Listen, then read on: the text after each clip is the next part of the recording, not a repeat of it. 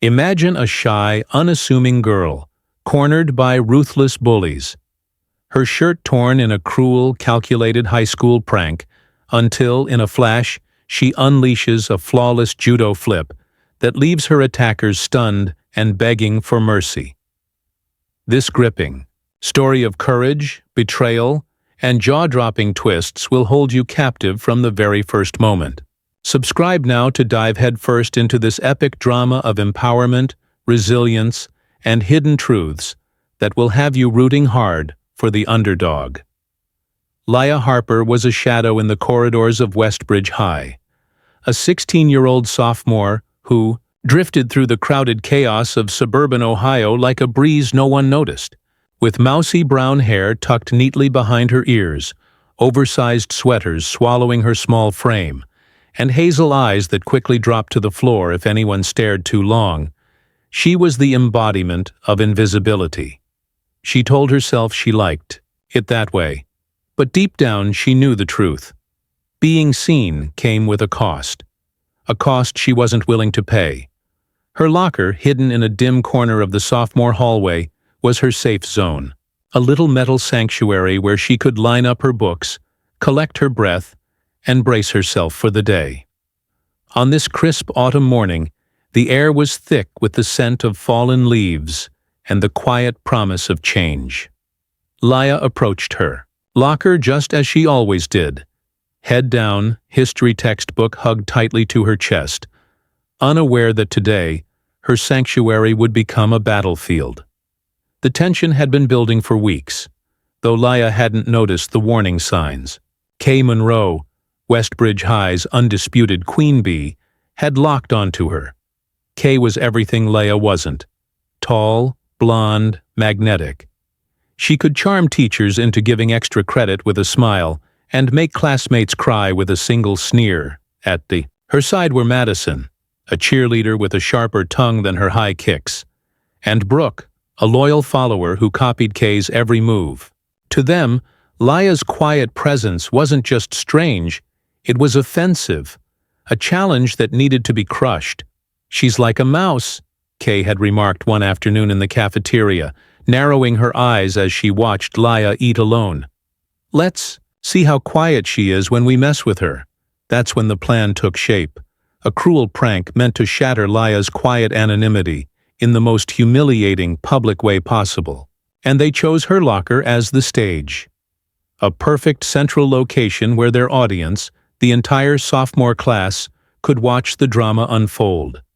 That morning, as Lila spun her locker's combination, something felt off. The hallway buzzed, with a sharper edge, but she ignored it, brushing it off as nerves. The lock clicked. The metal door creaked open. Inside were her neatly stacked books and a single faded photo. Lila and her older brother Ethan, smiling proudly at a judo tournament. Years ago, both in crisp white GIs, their faces glowing with victory. She reached in to grab her notebook, when a shadow fell across her. "Hey, Mouse," Kay's voice purred, thick with fake sweetness. Lila froze, her heartbeat thudding in her ears. She turned to see Kay, Madison, and Brooke approaching, their smiles sharp and their eyes glittering with cruel intent. A small cluster of students had already gathered nearby, sensing drama. "Nice shirt," Kay said, her fingers grazing the sleeve of Lila's worn flannel. "Bet it'd look even better." Ripped. Before Lila could move, Madison lunged, yanking the collar hard. The fabric tore with a stomach-churning rip, revealing Lila's collarbone and the edge of her bra. Time slowed. The laughter, the whispers, the gasps. Each sound hit her like shards of glass.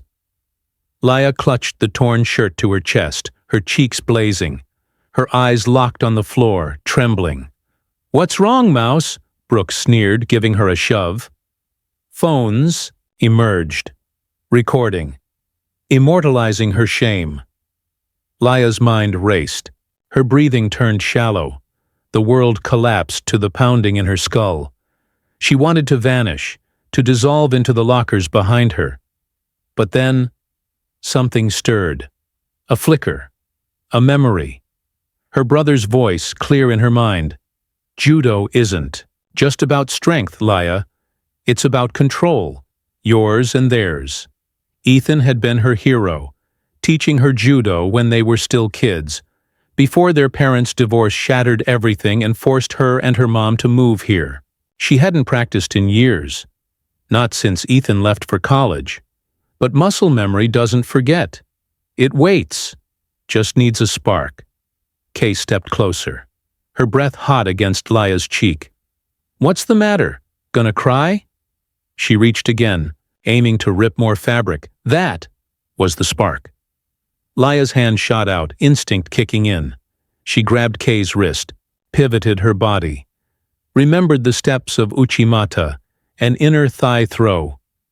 Kay's smirk crumbled into a scream as her body lifted, arched, then slammed against the linoleum with a thud that froze the hallway. That morning, the air was sharp with the bite of autumn, the scent of fallen leaves mingling with the distant echo of a school bell. Lila moved through the hall as she always did. Quietly, head down, her history book hugged to her chest like a shield. She didn't know it yet, but today her sanctuary was about to become a battleground. Trouble had been building for weeks, though. Lila hadn't noticed the signs. Kay Monroe, the queen bee of Westbridge High's social universe, had zeroed in on her. Kay was everything Lila wasn't. Tall, effortlessly blonde, with a smile that charmed teachers into extensions, and a glare that turned classmates into puddles. Her entourage flanked her like loyal satellites.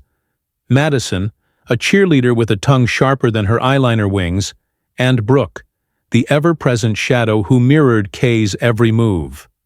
To them, Lila's quiet existence wasn't harmless. It was offensive. A challenge.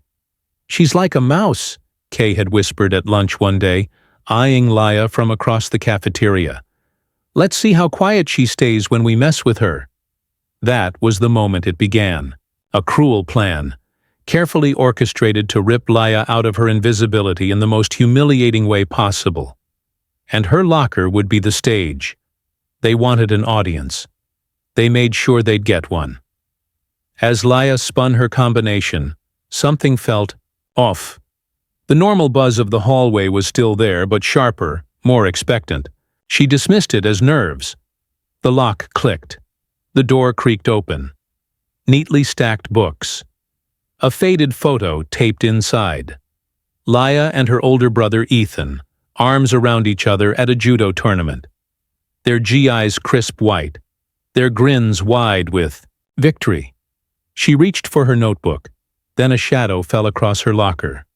Hey, Mouse! Kay's voice dripped sugar and poison in equal measure. Lila froze. Her stomach dropped. Slowly she turned. Kay, Madison, Brooke, all closing in. Predatory smiles, eyes gleaming with malice.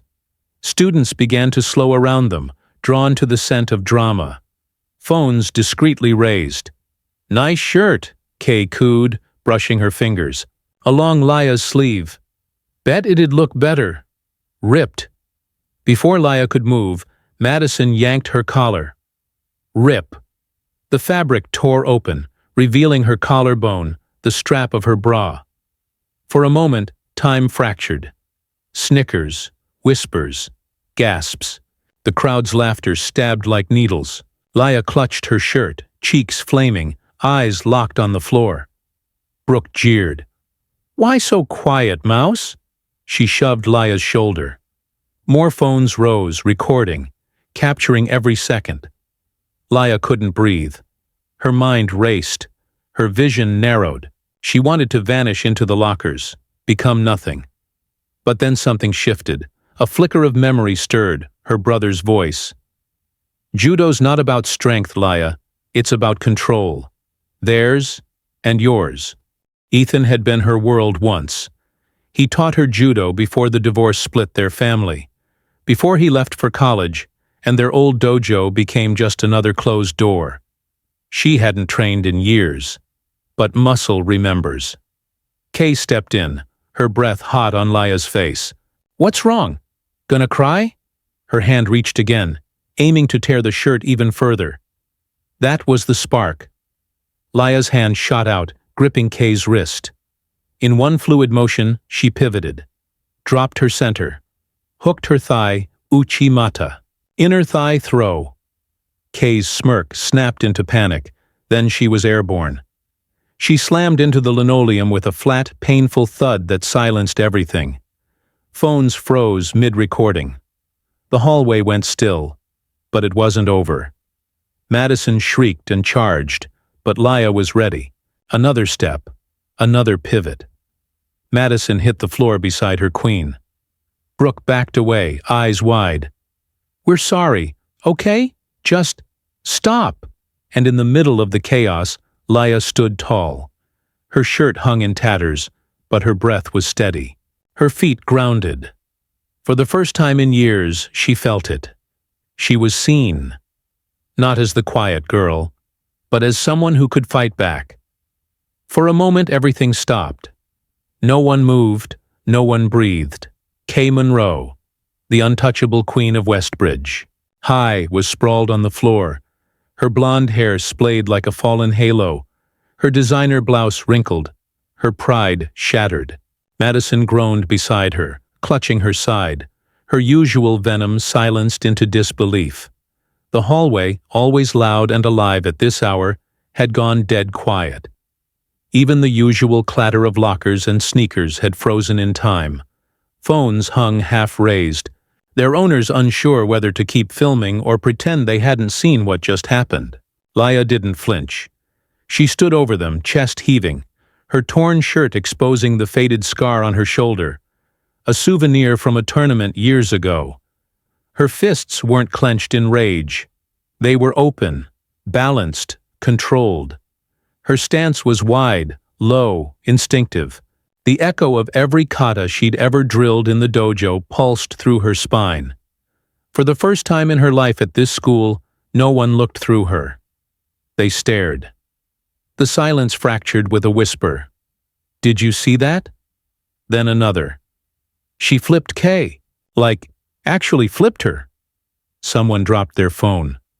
Another muttered, "Yo, I got that on camera. Full throw." Brooke scrambled back on hands and knees, wide-eyed, mouth open. "She's insane," she hissed, pulling Madison with her as she fled. "She's actually insane. Let's go." But Lila didn't move. She couldn't. She was still standing there, muscles tight with adrenaline, mind buzzing. Her heart pounded in her ears like a war drum, drowning out the world. But beneath the rush was something quieter, older. A part of her that had been asleep for too long and had just snapped awake. She had forgotten what it felt like to move like that, to feel the world slow as her body reacted on instinct. There had been no time to think, no time to second-guess. Her body had remembered what her mind had tried to bury, and it had protected her. She glanced down at Kay, who was slowly trying to sit up, her lip trembling in rage and humiliation. For once, she had no words. Just stunned silence and a bruised ego. Lila looked away. Her fingers curled around the strap of her bag. Calmly, without saying a word, she turned. The crowd parted like the Red Sea. People stepped back, not in fear, but awe. Respect. Some didn't even realize they were doing it. They just knew instinctively that something had changed. She wasn't prey anymore, and they knew it. She walked through them, head high, shoulders squared, leaving behind the broken pieces of someone else's power. It wouldn't be the last time someone tried to silence her. But now they knew Lila Harper wasn't invisible anymore. She was awake. Hey viewers, we'd love to know where you're watching this story from. Drop a comment below and tell us which part of the country you're in.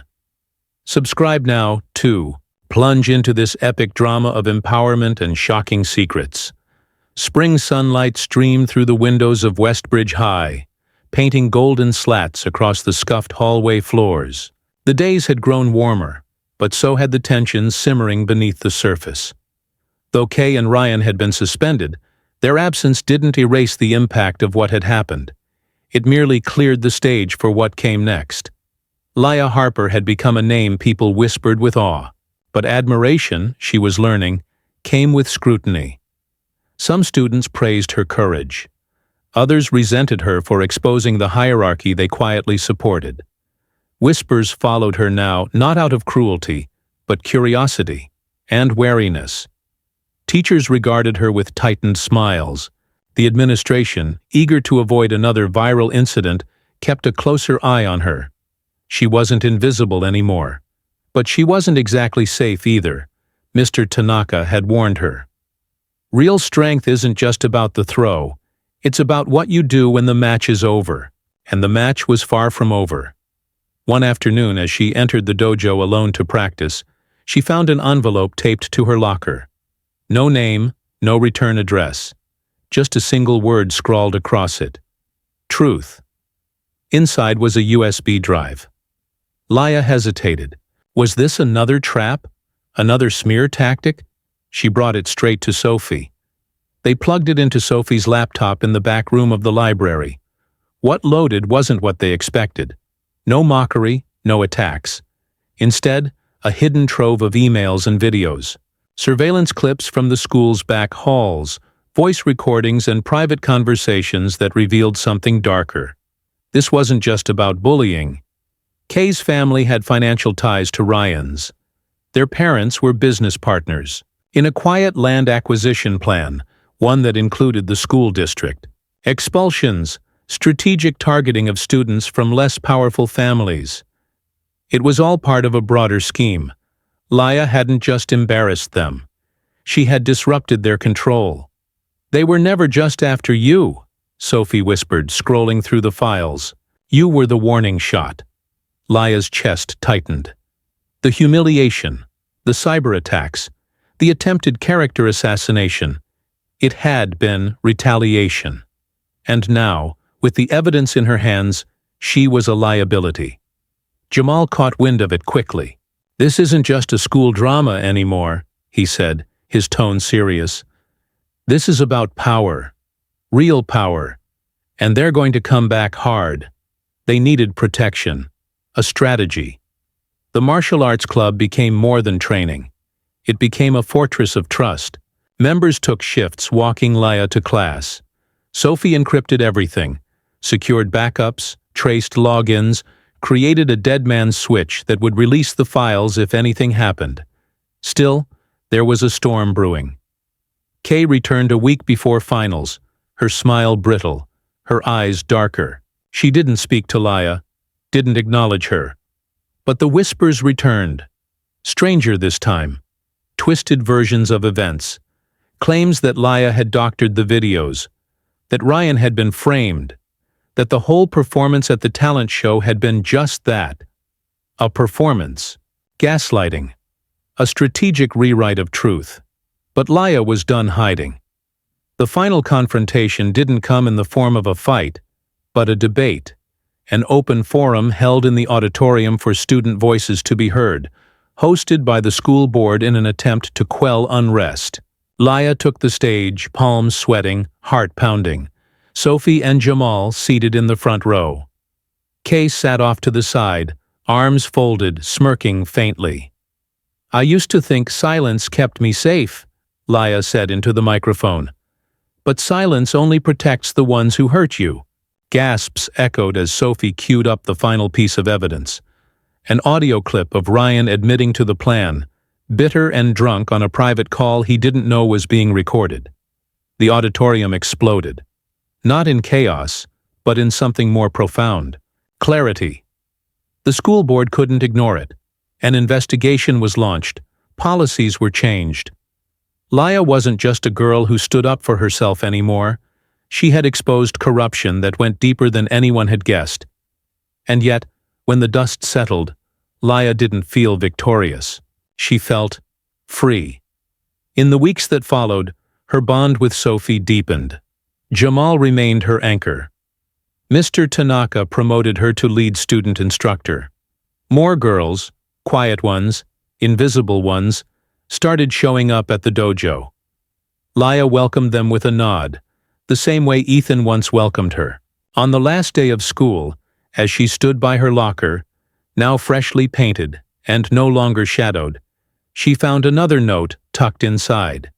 You flipped more than just bullies. You flipped the system. E. Her brother's handwriting. Lila smiled softly. She wasn't the mouse anymore. She was the lion.